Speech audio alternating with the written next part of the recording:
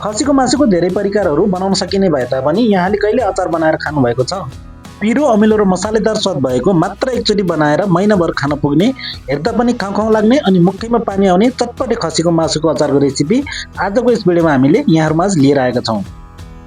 स्वागत छ यहाँहरू सबैजनालाई कुलिनरी आर्टिस्ट कुकिङ च्यानलको अर्को एक नयाँ एपिसोडमा। अचार बनाउनको लागि हामीले यहाँ 1 केजी खसीको मासु लिएका छौँ, जसलाई बोनलेस र स्किनलेस गरी रातो मासुले मात्र सानो सानो टुक्रा गरी काटेका छौँ। अचार बनाउँदा मसलाहरू राम्रोसँग लाग्ने भएकोले ठुलो ठुलो टुक्राको सट्टा हामीले यहाँ सानो सानो टुक्रा बनाएका छौँ। 1 केजी मासुलाई बोनलेस र स्किनलेस गरी लगभग 70% अचार बनाउनको लागि प्रयोग गर्न सकिन्छ भने बाँकी 30% बोनलाई स्टक बनाउन तथा सुप बनाएर खान पनि सकिन्छ।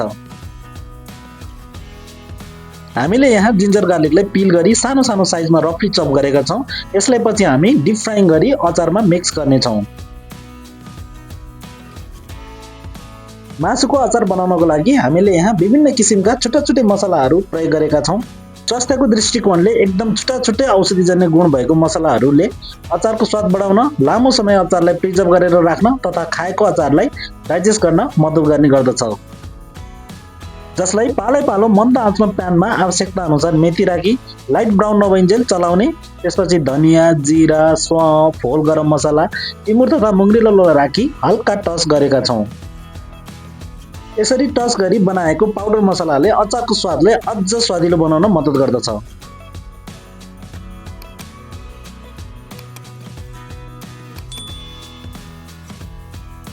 यसै बीचमा सानो सानो टुक्रा गरेर राखेको मासुलाई तोरीको तेलमा मन्द आँचमा हामीले यहाँ डिप फ्राइङ गरेका छौँ।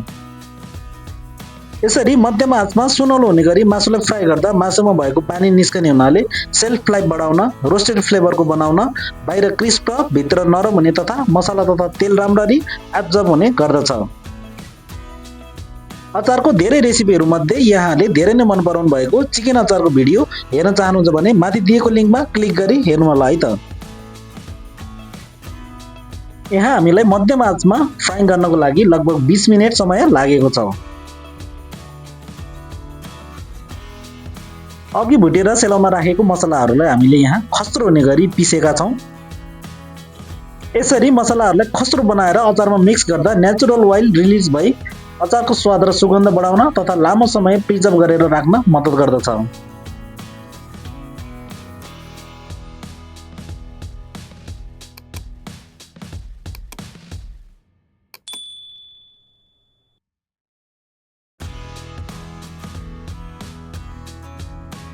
मासुलाई डिप फ्राइङ गरेर ओइलबाट निकालिसकेपछि पुनः रातो खुर्सानीलाई र अदुवा लसुनलाई पालै पालो हल्का कलर आइन्जेल डिप फ्राइङ गरेका छौँ र पछि रातो खुर्सानीलाई ब्लेन्ड गरी फ्लेक्स बनाएका छौँ। सुकेको खुर्सानीलाई ओइलमा फ्राई गर्दा फ्लेक्स बनाएर प्रयोग गर्दा काँचो गन्ध आउने तथा तिखर पिरे हुने हुनाले फ्राइङ गर्नु पर्दछ।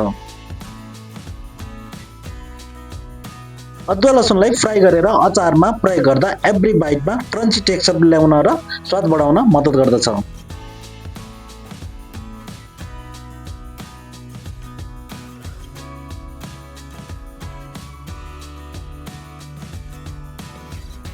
सबै इन्ग्रेडियन्ट्सहरू तयार भइसकेपछि एउटा प्यानमा पुनः जिन्जर गार्लिक पेस्टलाई राखी पकाउने र आवश्यक मात्रामा नुन तथा बेसार राखी चलाई अघि फ्राइङ गरेर राखेको मासुलाई राखी चलाएका छौँ। यहाँ प्रयोग भएको सबै इन्ग्रेडियन्ट्सहरू पकाइसकेको हुनाले प्यानमा राखी राम्रोसँग मिक्स गर्ने र धेरै बेर पकाइरहनु आवश्यक पर्दैन। एकचोटि राम्रोसँग मिक्स गरिसकेपछि अघि फ्राई गरेर राखेको मसला, अदुवा लसुनको टुक्रा तथा रातो खुर्सानीको फ्लेक्सलाई हामीले राम्रोसँग मिक्स गरेका छौँ।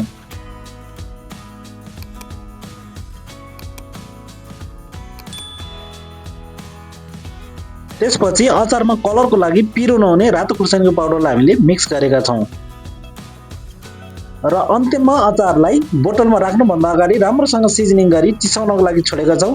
चिसो भइसकेपछि अचारलाई लामो समय बिग्रन नदिन भिनेगर राखी मिक्स गर्नुपर्दछ। कम्प्लिटली कुल भइसकेपछि बोतलमा राख्नुभन्दा अगाडि खसीको मासुको अचार यस्तो देखिएको छ, छैन त खाउँ खाउँ लाग्ने।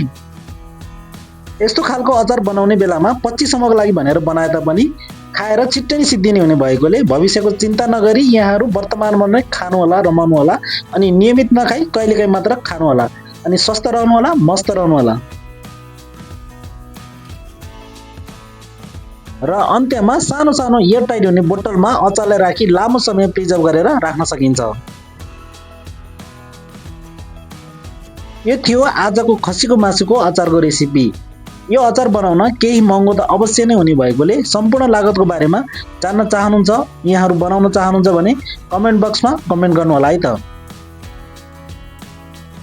नेपाली स्टाइलको अचारको धेरै रेसिपीहरू पहिले नै अपलोड भइसकेको हुनाले हेर्न चाहनुहुन्छ भने पुरानो भिडियोहरू क्लिक गरी हेर्नु हुन अनुरोध गर्दछु।